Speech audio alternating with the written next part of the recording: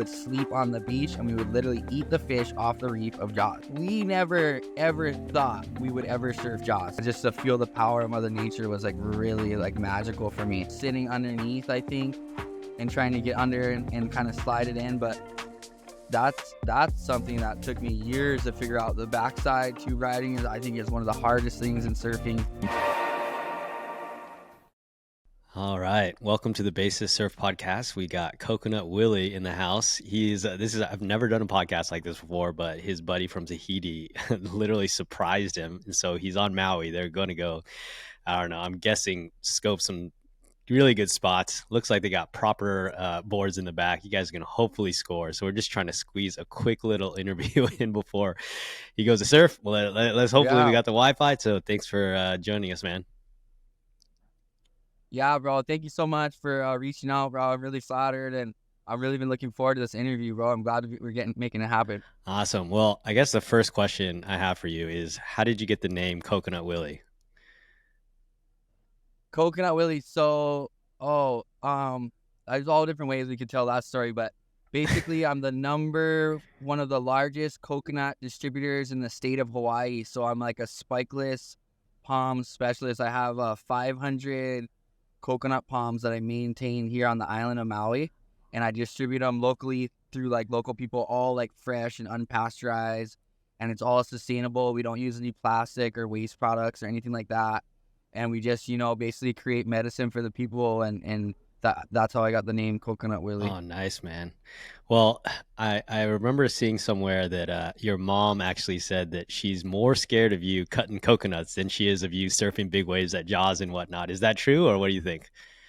I mean, yeah, she definitely felt that way. The coconuts can be pretty scary. I had a scare just about a couple weeks ago. I slipped out of a tree and did like a full 360, but luckily I landed back on my feet on the tree stand and pulled it off. But yeah, coconut can be pretty dangerous. You got to be smart and have your wits about you at all times. There's no room for error. Yeah, if you fall, it's hard ground. It's not, not like falling from the lip at Jaws is not heavy. If you fall basically from a coconut tree, you pretty much die or you're going to be paralyzed. That's like inevitable. Yeah. So on a play off of that, though, I do have to say, climbing coconut trees helped boost my confidence in a really big way. It increased my balance in the wind of like standing on the tree stand and blowing around and stuff. And then also like looking down from like a 50-60 foot tree and being confident, that I'm going to be fine and be all right is the same as kind of looking down a 50-60 foot wave and dropping in. So it kind of helped me, I think, in a strong way, like to grow my courage and to go into these bigger waves. Interesting. What about well, I heard Matt Miola tell a crazy story about you and coconuts. Can you share that story? Oh my God, you mean the one with the centipede? So basically, I was in a coconut tree. I got a weird sensation on my balls. I didn't know what to think. If it was something from a girl I'd met maybe on a previous night or what, and I basically reached down my pants and pulled out like a 6-inch centipede off of my crotch, and I was ripped the thing off, and I was freaked out, running around butt naked in the forest, reading for my life. This is a true story, and I was trying to think, what could I possibly do? I need some bug cream, bug ointment, something, and like a light went off in my head, coconut, everything. So I literally chopped open a coconut and teabagged a coconut and soaked my nuts in the coconut water, and it saved me. I swear to God, true story, an instant relief. It went from like the worst pain I'd ever felt in my life to like a bearable pain. Okay, that's good to know, man. Next time I get like jellyfish bite or whatever, I'm going full coconut style, like medicine for everything, huh? Wow. Okay. Yeah. Next time I get bit by a centipede. All right, there we go. Yeah. I didn't even know. I guess centipedes are like kind of poisonous, right? They're poisonous, but to be honest, bro, I don't ever kill them on purpose. I'm super like always about like treating the nature with respect, and if you don't go after the insects in the trees, they don't really come after you. As long as you're like humble and respectful and you like kind of approach it in a gentle way, they're pretty good. That was a freak accident. So that was the only time I've ever been bit by a centipede. in 17 years, and every single coconut tree has Oh centipedes in wow. them. So I've only been bitten once in my whole life, and that was it. Gnarly. Wow. Yeah, I got stung by a scorpion one time when I was in Costa Rica. I didn't even know what it was. It just felt like I stepped on an electric nail, and then I was like running around thinking I was gonna die because I thought it was poisonous. And like I run around the block, and then I finally find somebody, and they're like, "Oh yeah, these things aren't gonna kill you." And I was like, "All right, I guess I'm chill." I should have dunked it in some coconut though. That's what I should have done. Right? Soaking in tree sap works good too. That's another good trick. Uh, I learned that later on, but any kind of tree sap will help pull out the oh poison. man. All right. I'm into all this like natural. I'm super into like natural and healthy, like organic ways of life. You know, it's a big part of my Yeah. life. Being connected with Yeah. nature. So I mean, I know that you surf Jaws, you surf Puerto Escondido, Fiji, all these really heavy spots. And we only have like 25 more minutes, but let's just why don't we start at the beginning? But I definitely want to kind of build up to what it's like to surf waves like that and how you got there. So why don't we just start with like the beginning though? How did you get into surfing? Where did it all start for Okay. you? Well, my mom and my dad are both national champion windsurfers. My dad actually invented the backflip of windsurfing. My middle name's Makani, which means wind. My mom would surf like 30-foot, 40-foot waves on a windsurf board. My mom was crazy. They both moved here back in the day for windsurfing. They're both professionals. So I wasn't too big. I was actually really into skateboarding. But Matt Miola was my next door neighbor. Oh, And we're wow. little kids. And he came to me. He's like, hey, bro, we're going to go surf Lahaina, this and that. And I had surfed plenty and stuff, And I knew how to surf. And my family, we grew up surfing together on the weekends and stuff. But I never was like a addicted surf rat, like obsessed with surfing. Till he had taken me and I went with my friend. And we had this epic surf session in Lahaina Harbor.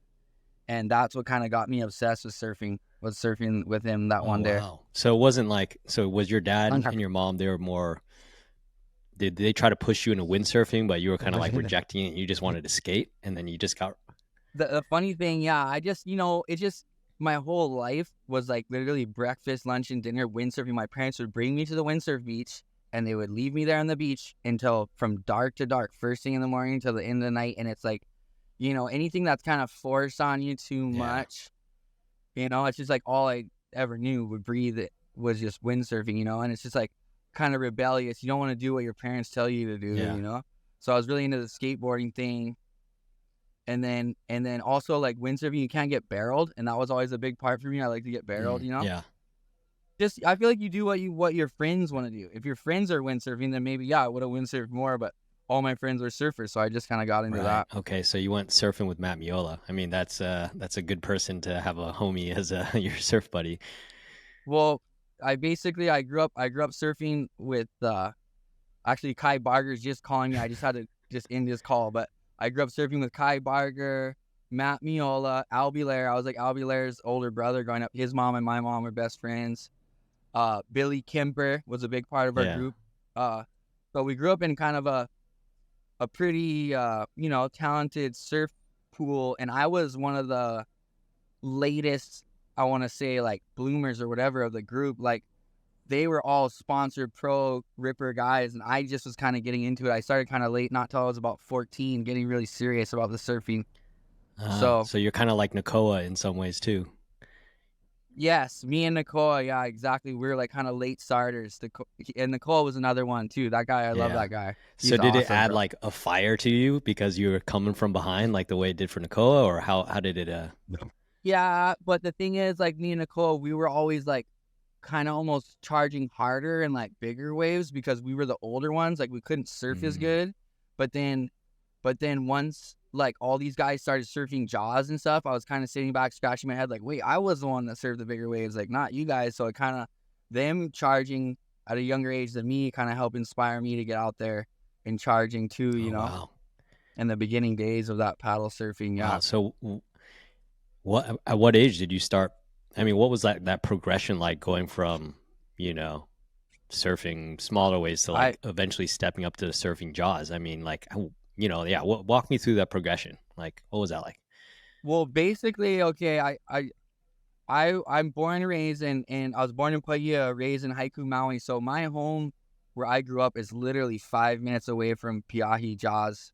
also even known as Manavayao, which is actually where the real name of Jaws, Manavayao. But anyway, I grew up. That was the local spear fishing spot where me and all the boys, Matt, Albie, everyone, we would go spear fishing every day on the summer. That's where we lived. We would sleep on the beach and we would literally eat the fish off the reef of Jaws. That was like our thing to do, right? So we never ever thought we would ever surf Jaws, like as friends, or me personally. I never was like, oh, I'm gonna be a Jaws surfer. I was always just like fuck that. I mean, excuse my friend's story, but I was always just like, no Right. way, we're not doing that, bro. It's like not happening. And then I just kind of evolve into that way. And when you're young, Wait, so kind of can I ask you a fearless. question? And So like, you're growing up, yeah, you're like spearfishing this spot, right? I'm assuming you're not spearfishing it when yeah, it's like macking, but like you have this, no, you just go in the yeah, summer when it's you off have this season. connection to it, obviously, and you see this Yeah, massive. I'm assuming you saw the waves when it was like peaking. Were people even surfing it at that yeah. point, or what was that like? People are towing it, or There was just towing. People were doing towing, but they basically told us when we were kids that it was impossible. You could never paddle in. It was like right? undoable. Totally. And you're just Yeah. looking at these things, and you're just like, in your head, are you like, that just looks ridiculous? Like, or was there ever any part of you that was like, maybe I want some of that? Hey everyone, it's Van. Hopefully you've been enjoying the podcast. Hopefully you've been listening to some good stories, getting some good tips that are helping you improve as a surfer. If so, make sure to subscribe to the podcast, leave us a review. It'll only take you literally a few seconds, and share it with your friends. That's the best way you can support me so I can continue to create awesome new content for you. So thanks.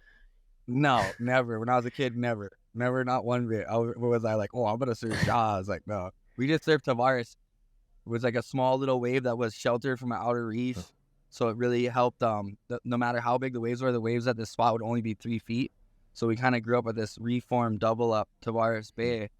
So it was a perfect place for a kid to grow up because no matter how big the waves were, Jaws could be 100 feet, and over there would still only be 3 feet no matter what, because the outer reef would filter the swell. Ah, got it. Okay, so it starts. So You're a little kid. You see this thing, you think it's yeah, ridiculous, and then you start getting better. You start like progressing a little bit, and then kind of where to go from there. Then yeah, and then you see one of your friends go out, they get one, and then you want to go, and then you want to get one.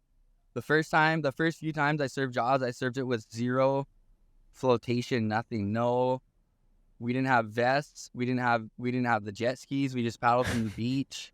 Like, yeah. And it was kind of right after Shane Dorian and Ian Walsh went out and did their thing out there. They kind of were getting into it, and then got a lot of hype through the media. And then, so we were right there kind of like, okay, we can do this, and we had no idea. I remember surfing it with a life jacket on one time, and the buckles of the life jacket, the board, I was rolling. I couldn't see it flat on the board. The board just I kept rolling off the side of the board. oh my god, because the life jacket was so uncomfortable. Yeah. wait. So were Shane Dorian and whatnot? Were they trying to paddle it, or were they towing it? Yeah, they were paddling. Ian Walsh and Shane Dorian, when they first paddled. Okay. So they had the inflation vest, which changed the whole thing like really drastically once they had the inflation vest. But you were just like really. Or sorry, go ahead. Nah, it just basically that's what kind of made people ready. Like, okay, we got these inflation vests. We can pull this cord. We can shoot up to the surface. It made a big difference with the confidence level of people to go out there and surf. And I had the hardest time to get anybody to give me one of those things. When I was a kid, everyone had them, and I couldn't get them for like 4 years or something. I remember everyone had them. And I was one of the last guys to finally get one.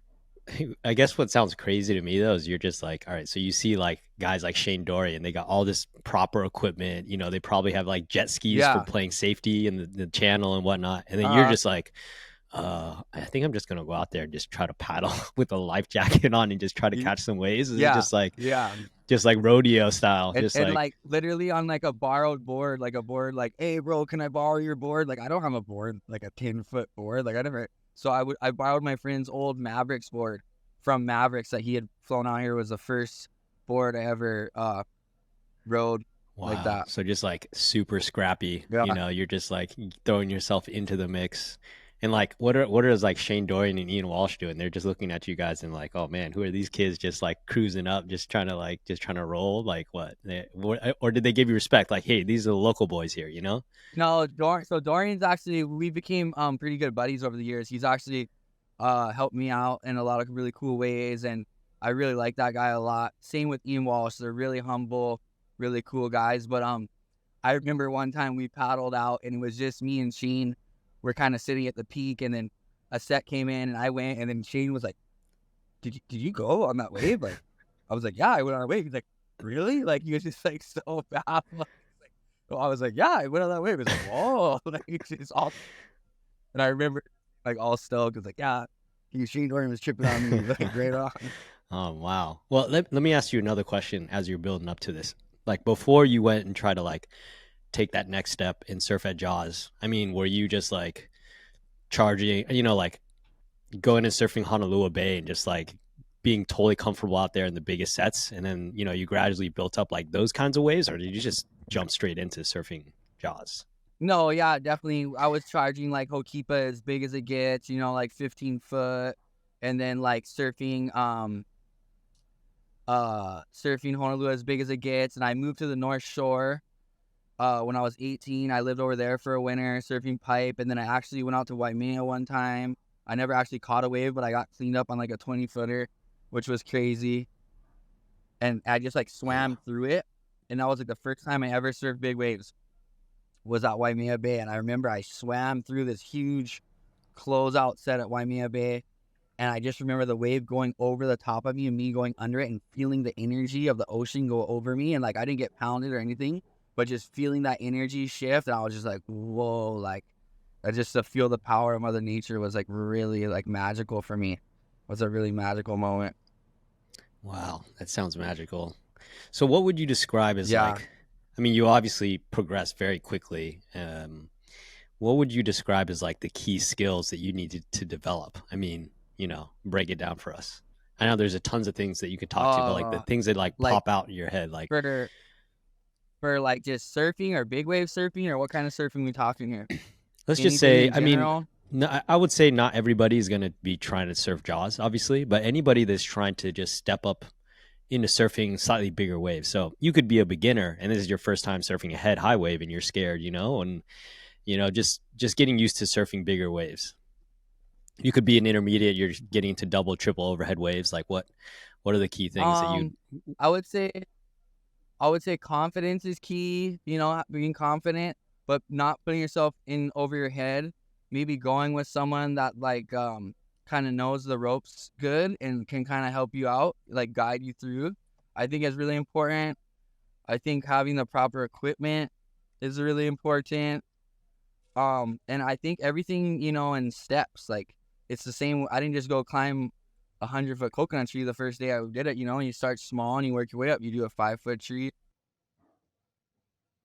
Right. Yeah, it's like an incremental progression. It's not like you went from surfing, the 3-foot wave to jumping right into Jaws. Yeah, that makes a lot of sense. And you mentioned your Right. equipment. So like, are you the philosophy of riding shorter boards or bigger boards, or kind of what's your let's Yeah, so I'm like the total opposite of like Albie Lair. Like he rides a super tiny, and he's a big guy. He's big. So he's a big guy riding small boards. I like big boards. I'm like old school. I like to ride like a proper, at least 9.6 is about the smallest I ride at Jaws, or 9.6 or up to 10.6. I think one of the best ways I ever got at Jaws is on a 10.6. And then the same with even like medium-sized waves. Like foam is your friend. If you're out there and you're trying to ride bigger waves and get in there, like I like to have a bigger board always. It's just because growing up I wasn't always the best surfer, so it was my way to take advantage in heats and beat people in contests. If I had a little more foam, I could paddle faster, catch more waves, get more scores. Yeah. So I really enjoy having foam under my feet when I'm surfing. Got it. And you surf pipe too, right? So are you usually catching like second reef kind of chip-ins, or are you kind of more sitting under the lip and trying to do that? I mean, I hard to say. I've only gotten honestly a few roll-ins at pipe in my life, like a handful, but more so sitting underneath, I think, and trying to get under and kind of slide it in. But that's something that took me years to figure out. The backside tube riding is, I think, is one of the hardest things in surfing. It's so spending a lot of time in Fiji and Tahiti really helped me with that, like majorly, because those waves are so perfect, you know, and it's just you're just only going left all summer long, you know. So doing that was a huge Was there help. anything? So going to these waves and practicing at these waves was key. Was there anything that anything that you could pass on to us that was really helpful, that helped you with your backhand barrel riding? Yeah. Squaring up your shoulders with your board is like super important.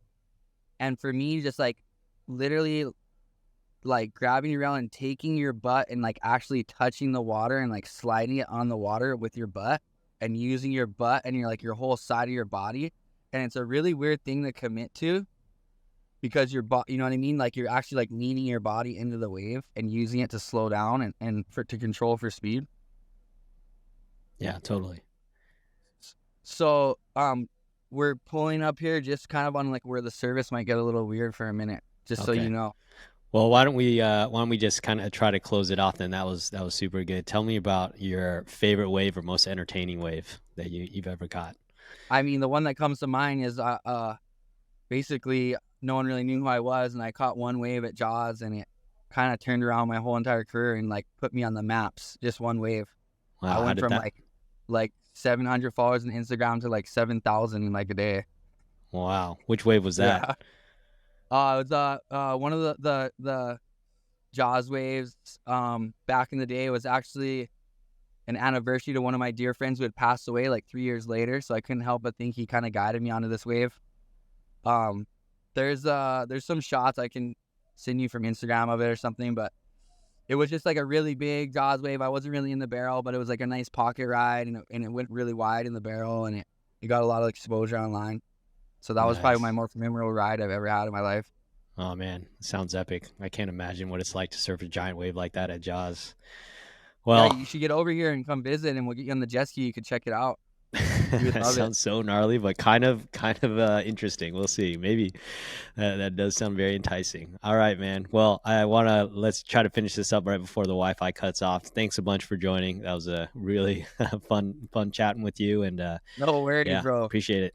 I hope it works out. All right, man. Hey, everyone. It's Van. Hopefully you've been enjoying the podcast. Hopefully you've been listening to some good stories, getting some good tips that are helping you improve as a surfer.